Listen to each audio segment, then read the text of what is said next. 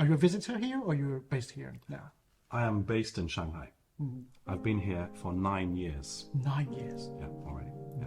I actually made my debut in Shanghai at the Shanghai Concert Hall 9 years ago with a big Russian program. But this program on March 22nd is really special because it's sort of marking the end of my big Beethoven odyssey that I've been doing. And it's the beginning of Peter's big Chopin project that he's starting on. There was one particular evening, and I realized, wow, his life, his journey is absolutely fantastic. It's amazing. I can see how he develops. I understand from the other side, because now I'm the dad. I don't know how it makes sense, but it somehow it does. And so then I realized, Peter, you have to go back to Chopin. You have to go back to Chopin, not for playing particular pieces, but actually to understand the whole journey of Chopin himself, to understand his progress, to understand his struggles, everything. And I decided, and I thought that time, then I should really play all of the pieces.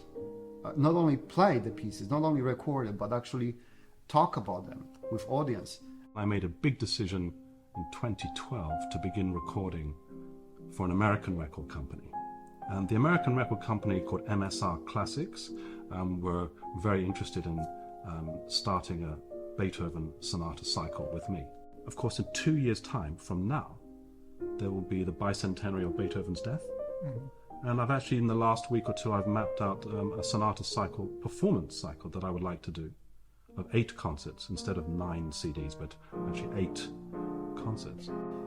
But the reason why I chose the ballades, the 4 ballades and the fantasy, I believe that those pieces are really summarizing a large chunk of Chopin in many ways.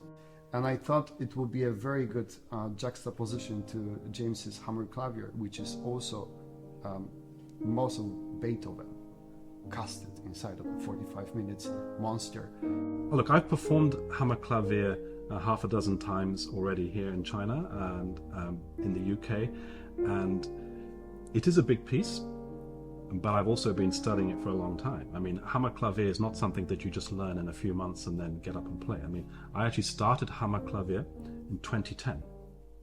I started sitting down learning the notes. I'd given some Beethoven recitals in Australia in 2007. So it's a long process of study.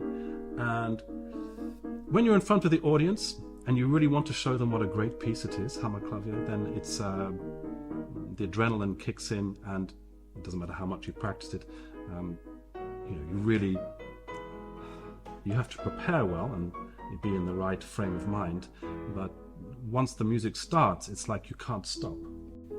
Chopin was really obsessed with storytelling. He really enjoyed jokes and mimicking everybody. He was really good at that.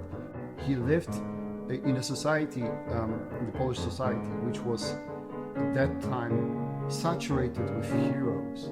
He was surrounded by those people who are actively participating in freeing Poland from the occupation.